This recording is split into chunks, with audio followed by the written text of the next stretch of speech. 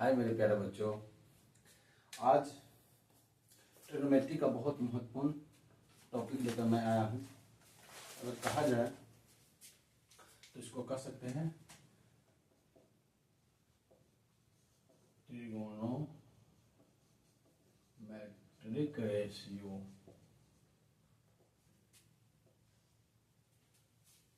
यह special rule जो है इसका एंगल का स्पेशल रूल।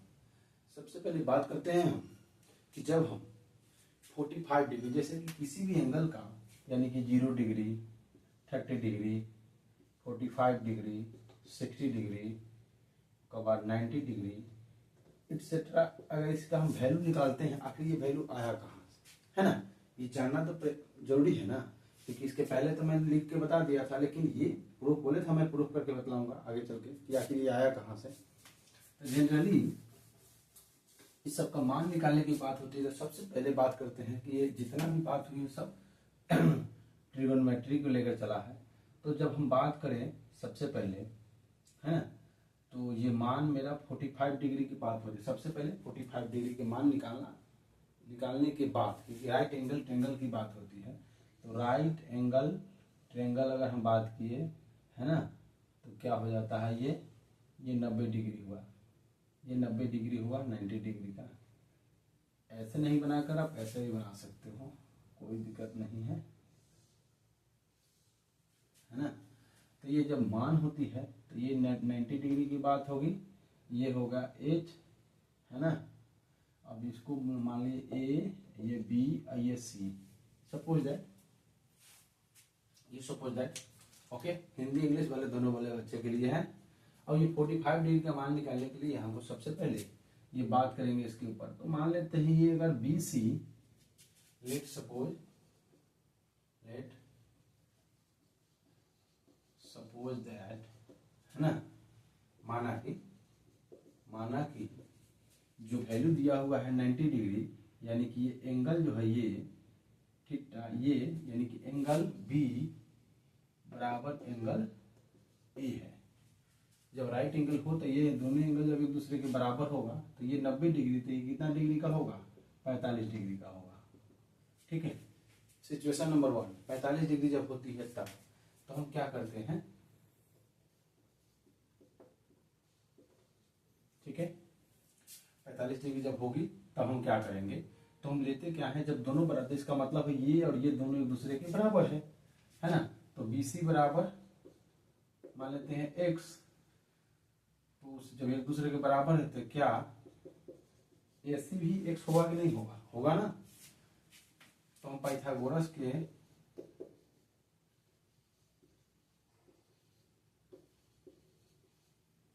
रूल के मतलब पाइथागोरस के नियम से, पाइथागोरस के नियम से हम बात करें तो क्या होता है यहाँ पे, यानी कि AB का स्क्वायर बराबर AC का स्क्वायर प्लस BC का स्क्वायर। ठीक है,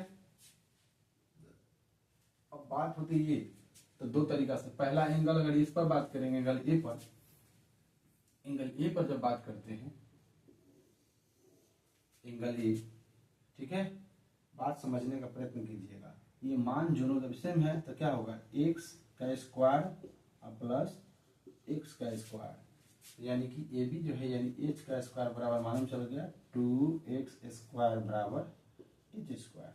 ओके, यानी कि मेरा x का 2x का मान, x का मान क्या होगा, इधर कर लेते हैं, h स्क्वायर x स्क्वायर के बराबर था, h बराबर क्या होगा, root under 2x square. Square को खत्म करने के लिए हम क्या करेंगे, h बराबर लिख सकते हैं, x बाहर निकाल देते हैं, 2x में से एक 2 अंदर में रह जाता है, यानी कि हमारा h का मान हमारा मालूम चल गया। ठीक है, h का मालूम चल गया। उसके साथ साथ हमारा p और क्या क्या मालूम है, BC बराबर क्या हो गया, यानी कि BC को हम कह सकते हैं B बराबर हो गया मेरा x, यानी कि उसके बाद AC मतलब P बराबर क्या हो गया, x। बात समझिए, तो पहला एंगल हम सब एक एक पर निकालते हैं। तो साइन 45 डिग्री की बात करते हैं। साइन 45 डिग्री का मान क्या होता है, हम जानते हैं साइन क्या होता है, अभी बता दो। P/H होता है कि नहीं होता है। तो इस एंगल के P कौन हो जाएगा, ये हो जाएगा। इसका मान क्या है, x है। तो ये क्या होगा, x बटा क्या है, क्योंकि इस एंगल के लिए P ये हो गया और H मान कितना दिया हुआ है मेरा, x√2। क्या होगा, x√2 कट गया मान, तो वैल्यू कितना आ गया मेरा, 1/√2। चलो ठीक है। उसी तरह हम निकाल सकते हैं cos 45 डिग्री का मान क्या है, B/H। B का मान कितना है, B का मान भी x है, क्योंकि एक दूसरे के बराबर है। ये क्या होगा, H का मान x√2 कट गया बराबर 1/√2। ठीक है। उसी तरह तीसरा बात करते हैं। ठीक है, तीसरा हो गया tan 45 डिग्री की मान कहा जाए तो P/B, और P का मान कितना है, P का मान कितना है आप ही बता दो। इसमें कुछ सोचने की बात है क्या, P का मान x और B का मान भी x, तो कट गया बराबर वैल्यू 1 आ गया। यानी कि हमें देखने को क्या मिला, अभी हम निकाले क्या है, साइन कॉस और tan का 45। जस्ट इसका अपोजिट कर दीजिएगा, cosec 45 का मान क्या हो जाएगा, बस जस्ट इसके अपोजिट उलट दीजिएगा √2, क्योंकि क्या होता है 1/sin थीटा होता है, 1 sin थीटा का अपोजिट हो जाएगा तो हो जाएगा। उसके बाद sec 45 का मान क्या हो जाता है, जस्ट इसके अपोजिट ये भी 2 हो जाएगा, √2 हो जाएगा। cot 45 का डिग्री का मान पूछा जाए तो क्या हो जाएगा, इसके एक का अपोजिट क्या होगा, एक ही होता है, इन्वर्स क्या होता है, एक होता है। यानी कि हमें मालूम चल गया कि एक 45 डिग्री का मान है 45 के लिए, तो जस्ट इस 45 के लिए भी क्या हो जाएगा मान, मेरा यही हो जाएगा। ठीक है, ये हमने निकाल दिया। अब आगे बढ़ते हैं, हम क्या करते हैं 30 और 60 पर बात करते हैं, क्योंकि इसमें भी दोनों साइड से निकाल सकते हैं, लेकिन ये दोनों वैल्यू सेम है, इस कारण से हम 6 ही निकाल कर छोड़ दिए। ठीक है, अब बात करते हैं हम, आप लोग ये अगर लिख चुके हैं तो ठीक है। ओके, चलिए बात करते हैं आगे।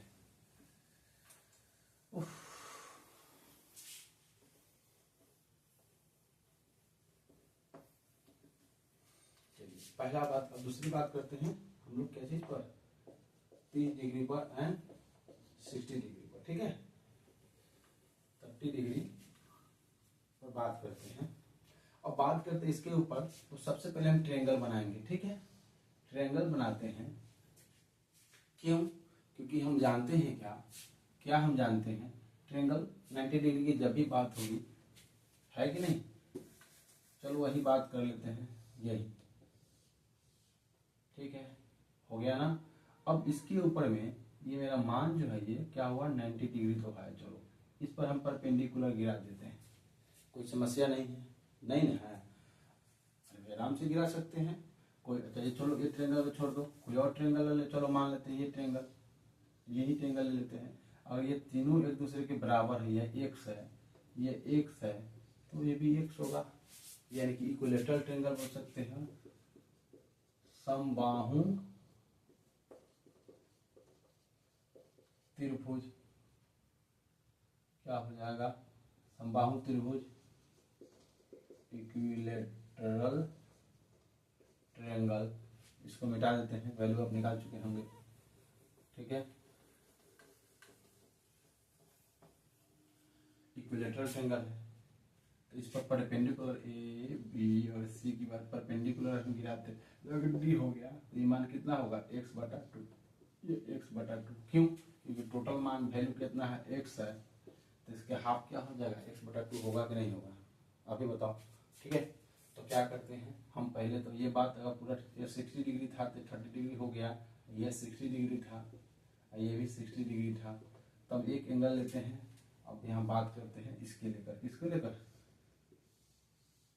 ट्रायंगल ए डी और बी, जो 60 डिग्री है, ये 30 डिग्री है, और ये 90 डिग्री होगा, क्योंकि परपेंडिकुलर गिराया गया है, तो ये एक दूसरे का 90 डिग्री होगा। ठीक है, अब बात करते हैं यहाँ पे 30 डिग्री के लिए, तो ट्रायंगल में बात जब यहाँ पे करेंगे तो क्या होगा, ये वैल्यू तो हमको मालूम है क्या हो, x बटा 2। ये कितना है x, ये कितना है निकालना है वाट। तो पहले 30 डिग्री पर निकालिए, 40 डिग्री जिस पर निकालना है तो पहले वैल्यू तो निकाले h का मान। ये बेस हो गया तो h तो निकालेंगे। तो पाइथागोरस के रूल से क्या होगा, पाइथागोरस के नियम से फ्रॉम पाइथागोरस रूल, ठीक है। तो क्या होता है एच स्क्वायर बराबर P A square plus B A square. अभी बता दो ये हमें क्या पी नहीं मालूम है, तो पी रहने देंगे। तो पी ए स्क्वायर बराबर क्या होगा, एच का स्क्वायर में से बी का स्क्वायर घटा देंगे, कोई दिक्कत नहीं ना है। तो पी बराबर क्या हो जाएगा मेरा, पी ए स्क्वायर बराबर एच स्क्वायर का मान क्या है, एच स्क्वायर, ये क्या है एच है, ये क्या है पी है, ये क्या है बी है, ठीक है। क्योंकि ये बेस है तो इसका स्क्वायर कर दीजिएगा, एक्स बटा 2 का होल स्क्वायर कीजिएगा तो वैल्यू क्या देगा, x square minus x square बटा 4, राइट। अब इसको क्या करेंगे हम, एलसीएम लेते हैं। तो ये 4 हो जाएगा, इसके नीचे 1 है तो क्या होगा, इसे मल्टीप्लाई कर दीजिएगा 4x स्क्वायर, ये हो जाएगा माइनस एक्स स्क्वायर। तो वैल्यू क्या दिएगा, पी स्क्वायर बराबर, ये वैल्यू हो गया मेरा 3x स्क्वायर बटा 4। और 3x स्क्वायर का बट बाई 4 को अगर स्क्वायर अंडर रूट करने पर वैल्यू क्या देता है, p बराबर मान देंगे। तो 3x स्क्वायर बटा 4 को तोड़ने पर क्या हो जाता है, x बाहर निकल जाएगा, रूट 3 बटा 2, क्योंकि 4 का रूट 2 होता है बराबर p। ये मेरा मान p का मान निकल गया, ठीक है।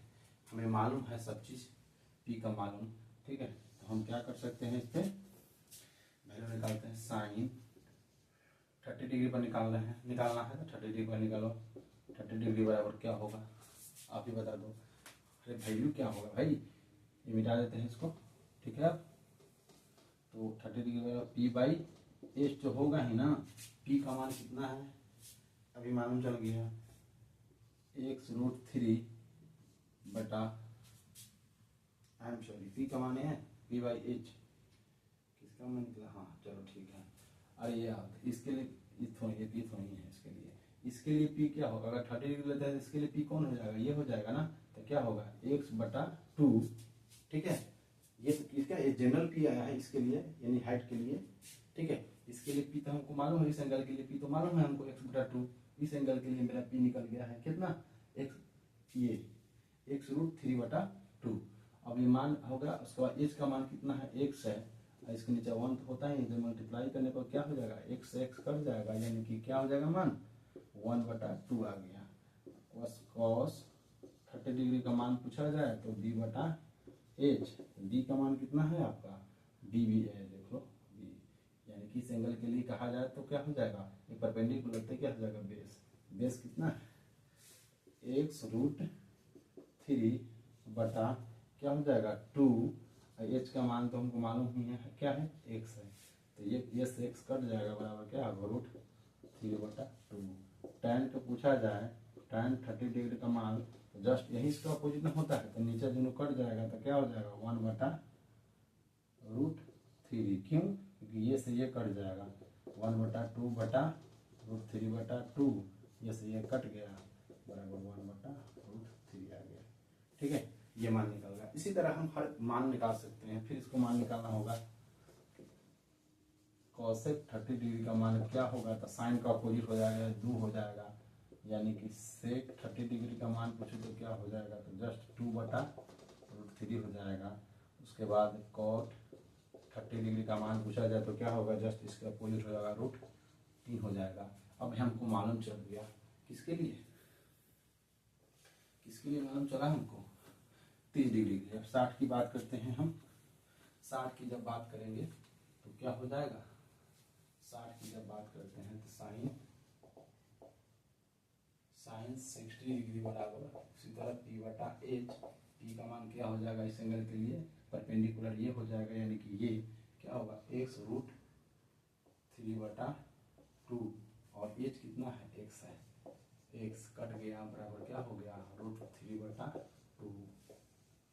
cos 60 डिग्री का मान पूछे तो b/h, b का मान कितना है, यानी कि इस एंगल के लिए बेस क्या ये हो जाएगा x/2 और क्या हो जाएगा h क्या है x कट गया बराबर 1/2। कोई डाउट नहीं है। tan की बात करें, tan 60 डिग्री की बात किया जाए तो क्या होगा p/b होगा। p का मान कितना है मेरा, इसके परपेंडिकुलर क्या है ये जो है x√3/2। अब b का मान कितना है मेरा x/2, 2 से 2 कट गया, x कट गया बराबर √3 आ गया। उसी तरह cosec 60 डिग्री का मान 2/√3 हो जाएगा, जस्ट इसका अपोजिट। sec 60 डिग्री का मान क्या हो जाएगा 2 हो जाएगा। cot 60 डिग्री का मान क्या हो जाएगा जस्ट इसके अपोजिट, यानी कि 1/√3 हो जाएगा। यानी हमें मालूम चल गया 60 और 40 का मान। अगले दिन 90 वाला हम बताएंगे, क्योंकि लंबी क्लास हो जा रही है, अपलोड करने में बहुत समस्याएं होती है, लेकिन मैं गारंटी देता हूँ ये खूब बेहतर तरीके से समझ में आया होगा और इतने आसान तरीके से मैं समझाने की कोशिश किया हूँ। अब पूरी बातों को मैंने बताया हूँ, कुछ भी कटने छटने वाली बात नहीं बताया। आप इसको देखें, समझें और शेयर करें। मैं उम्मीद करता हूँ मैं आपको बहुत अच्छा लगेगा क्लास में। Thank you.